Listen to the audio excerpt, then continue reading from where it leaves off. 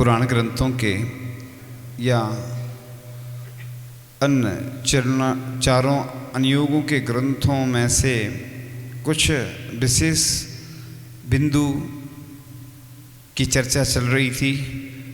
उसी के अंतर्गत आगे के क्रम में आता है कि महावीर भगवान ने 12 वर्ष तप करके केवल ज्ञान प्राप्त किया और 72 वर्ष की आयु में पावक से मोक्ष गए। ऐसा सुनते हैं कि उधर हम तो गए नहीं हैं, लेकिन एक गड्ढा है, तालाब बना है, तो लोगों ने क्या हुआ, भगवान को मोक्ष हो गया तो लोगों ने थोड़ी थोड़ी मिट्टी निकाली तो गड्ढा हो गया, फिर तालाब बन गया। और इस प्रकार से अगले क्रम में आता है कि इंद्र ने अपनी सभा में चक्रवर्ती भरत की प्रशंसा की तो स्वर्ग से एक देव उनकी परीक्षा करने आया था। परीक्षा के बाद देव ने उनकी स्तुति की। और अगले क्रम में कि चक्रवर्ती सनत कुमार को मुनि अवस्था में भयंकर रोग हो गया था। देव ने वैद्य का रूप धरकर परीक्षा ली और देव को फिर आश्चर्य हुआ। अब एक ऐसा भी बहुत अच्छा उदाहरण आता है। पंडित कौन से थे, बनारसी दास जी, उनके घर में चोर आ गए। उन्होंने चोरों से कहा, उस पे वो शायद थैली वगैरह उठ नहीं रही थी, वजन ज़्यादा हो गया, तो उनने मदद की ली। ऐसे भी लोग मिलते हैं कि और लोग तो होते तो मारते उसको और अपना धन छुड़ा लेते हैं, और उन्होंने उसको मदद कर दी। हाँ, तो अब आगे के क्रम में आता है कि रानी चेल्ला ने पति सैनिक को जैन धर्म अंगीकार कराया और राजा सैनिक ने विपुलाचल पर्वत पर भगवान महावीर के समोसरण में 6 सम्यक दर्शन प्राप्त किया और उनका जीव आगामी 24 में प्रथम तीर्थंकर होगा। अब ब्राह्मी सुंदरी ने अपने, कई जगह ब्राह्मी सुंदरी बनती है, कई जगह नहीं बनती, कई जगह बहुत संख्या में बन जाती हैं, कुंडलपुर में और जगह, और कई बार अभी नहीं बनी थी, है ना।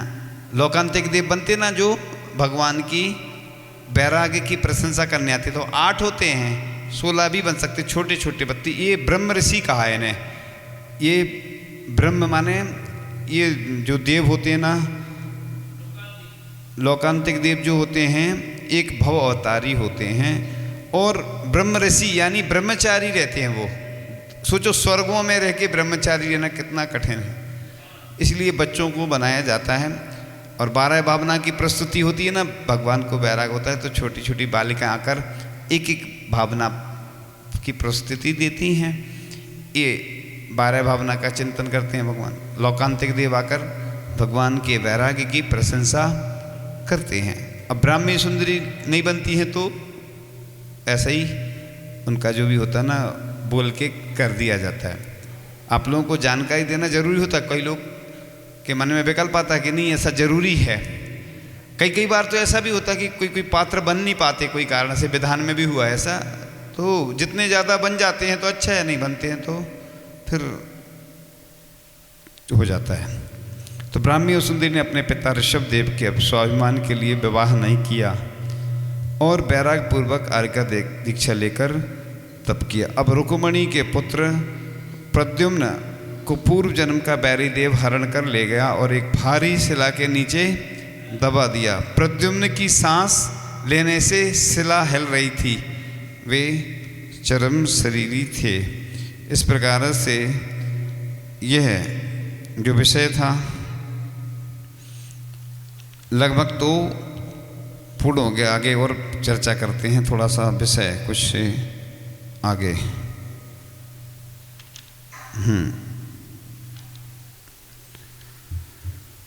आगे के क्रम में कुछ लोगों के मन में प्रश्न आता है, जो क्षीर समुद्र होता है ना, क्षीर समुद्र का जो जल होता है उसमें त्रसजीव नहीं होते हैं, और जल जो होता है दूध के समान सफ़ेद होता है। जैसे अपन बरसात में देखा झरना गिरता है ना, उसमें दूध जैसा जल दिखता है, लेकिन कैसा दिखता, सफ़ेद दिखता है। हाँ, अब कुछ अच्छे अच्छे प्रसंग हैं जो आपको सुनाते हैं। देखो बहुत अच्छा प्रसंग आता है, ये पद्म पुराण से हटकर है, इसको सुनना। देखो भक्ति, अब वो थोड़ा सा प्रसंग हटके है तो कुछ कुछ छोड़ना भी पड़ता है ना, इसलिए आपको दूसरा सुनाते हैं कि सीता हरण के उपरांत रावण ने अपने सारे हथकंडे अपना लिए, लेकिन सीता जी ने उसे स्वीकारने की बात तो बहुत दूर उसकी ओर देखा तक नहीं। रावण हार गया और हार कर वह सीधे कुंभकर्ण के पास पहुंचा। उसने, आवाज़ थोड़ी सी गूंज रही है, आवाज़ है ना थोड़ी व्यवस्थित, अरे आप नहीं, आवाज़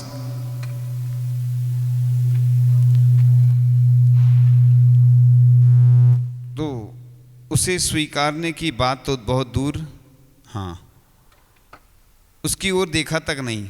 रावण हार गया और हार कर वह सीधे कुंभकर्ण के पास पहुंचा। उसने कुंभकर्ण से कहा कि भाई देखो, सीता के बिना मेरा जीवन दूभर है, मैं सीता के बिना जी नहीं सकता।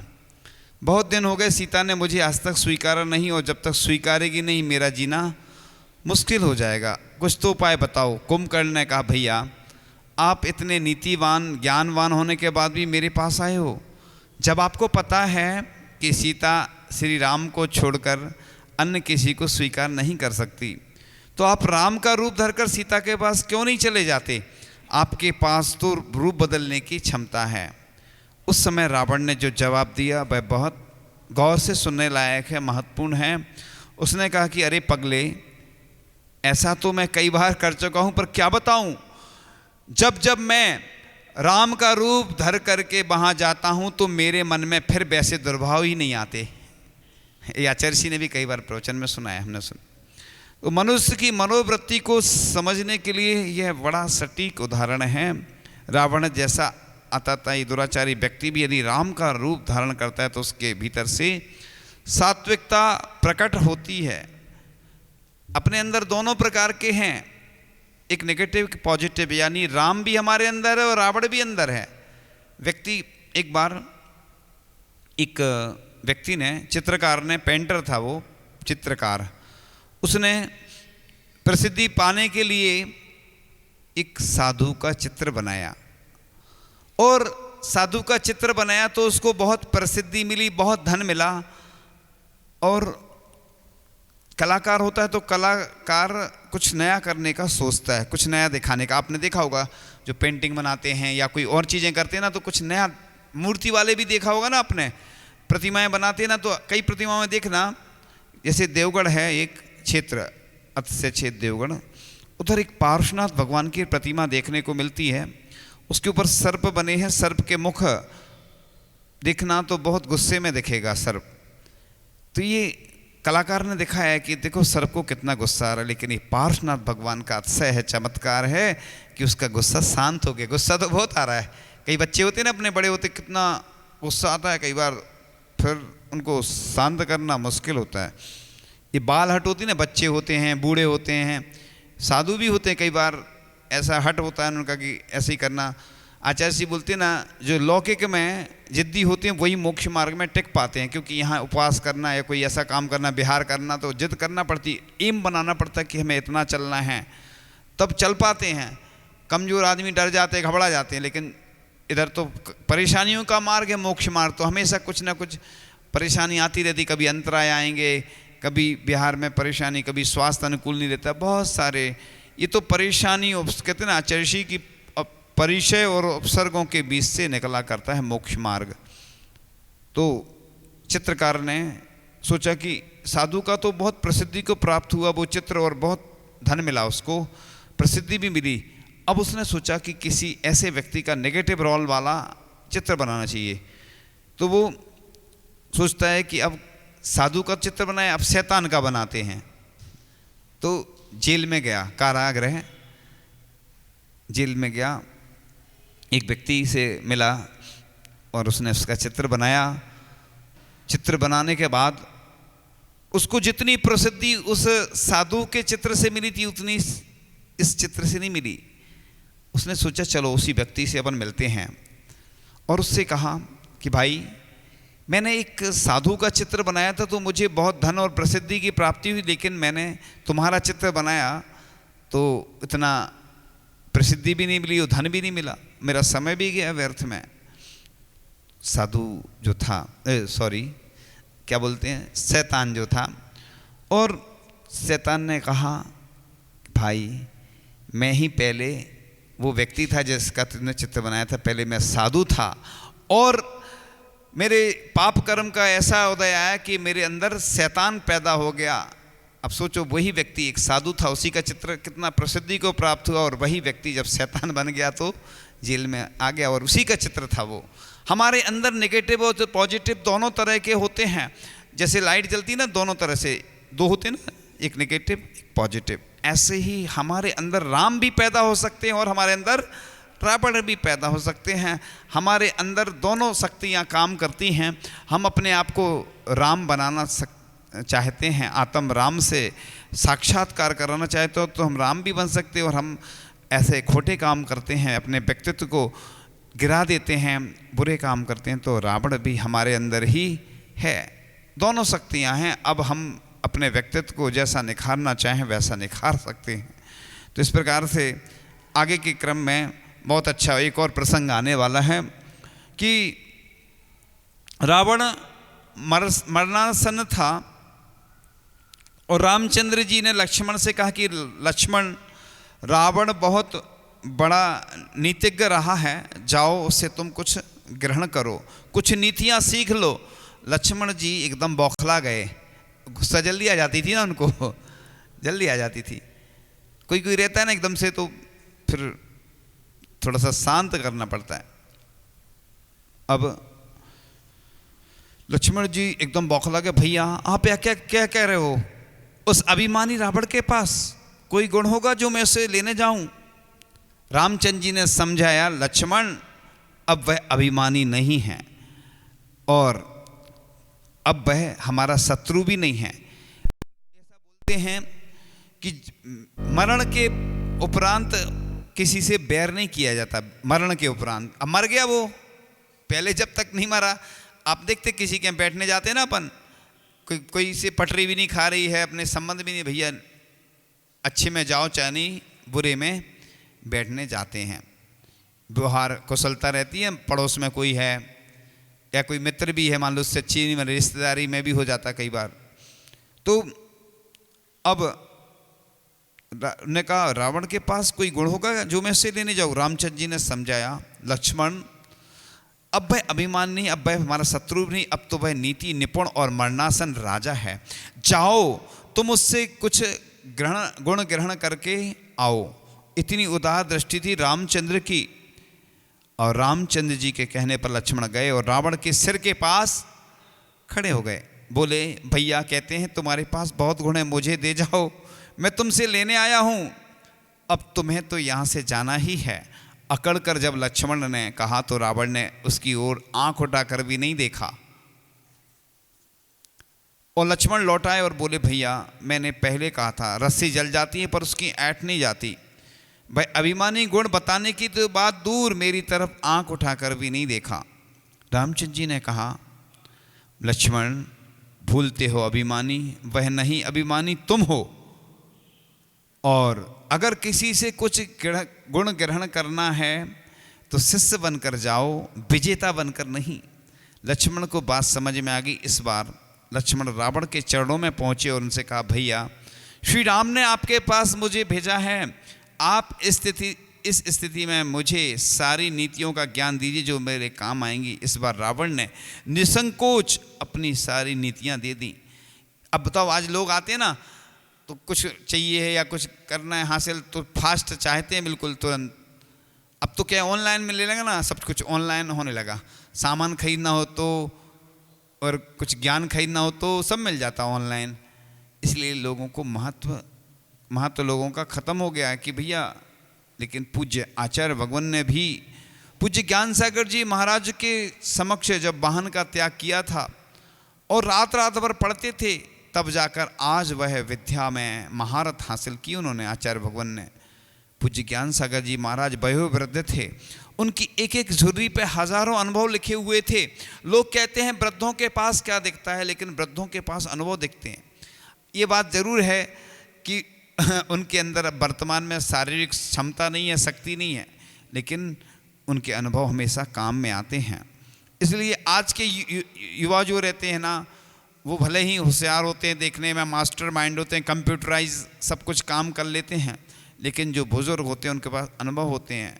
वो आपने वैद्य देखे होंगे, कोई बूढ़े वो वैद्य आते हैं ना तो वो हाथ कपता रहता है उनका, लेकिन अनुभव तो उनके पास रहते हैं।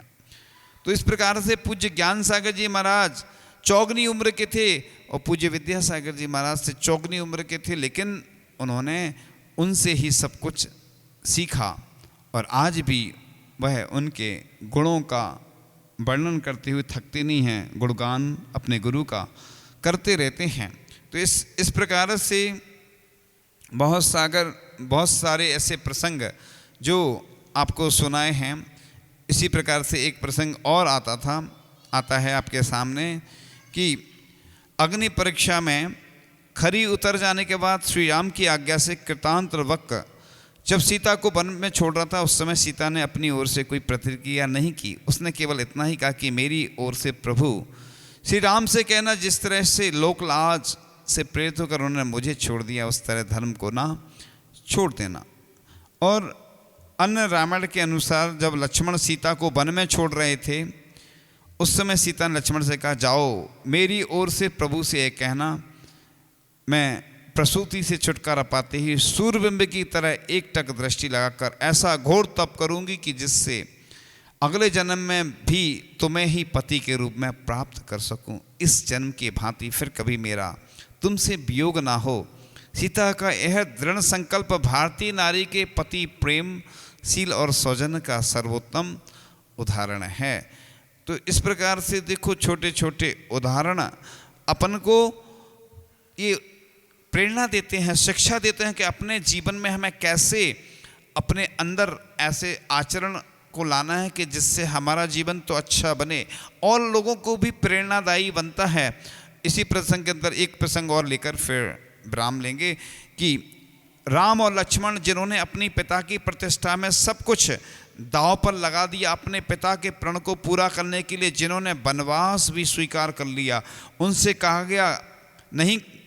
कहा नहीं गया अपितु उन्होंने वनवास स्वीकार कर लिया। इसलिए स्वीकार लिया कि वनवास जाए बिना भरत गद्दी पर नहीं बैठेगा और भरत राजा नहीं बनता तो पिता का प्रण अधूरा रहेगा। पुत्र का तो यही कर्तव्य है कि अपने पिता के प्रण और प्रतिष्ठा को कायम रखे। इसलिए वह अपने आप वनवास की ओर चले गए।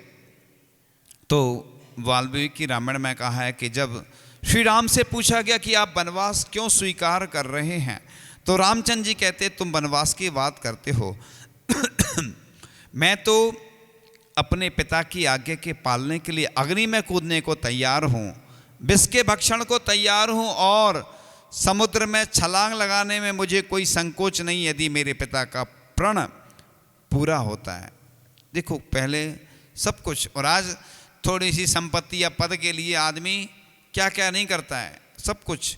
लेकिन पहले के लोग नीति निपुण होते थे और सब कुछ छोड़ देते थे। और आज तो देखते हैं कि विवाद होते हैं ना, धन को लेकर के और भी अन्य को लेकर के, घर घर में, पड़ोस में, रिश्तेदारी में, अन्य मित्रों आदि में लड़ाई झगड़े होते रहते हैं। तो इस प्रकार से अपन ने यह प्रसंग आज का सुना और आगे के क्रम में अपन चलते हैं एक छोटे से भजन की ओर। फिर देखो मूर्ति पारस की, प्रभु पारस की, प्रभु पारस की, सफल करो जन आज हो।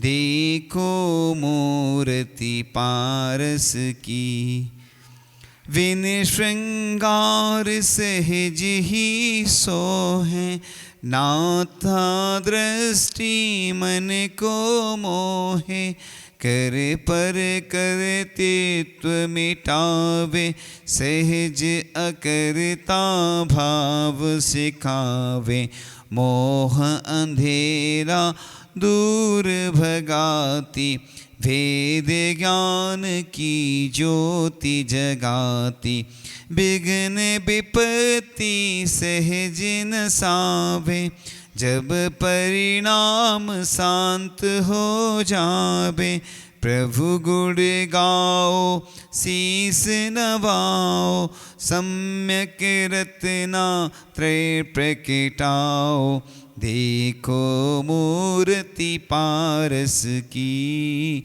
प्रभु पारस की, प्रभु पारस की। इस प्रकार से पार्श्वनाथ भगवान आगे के क्रम में अपनी मेरे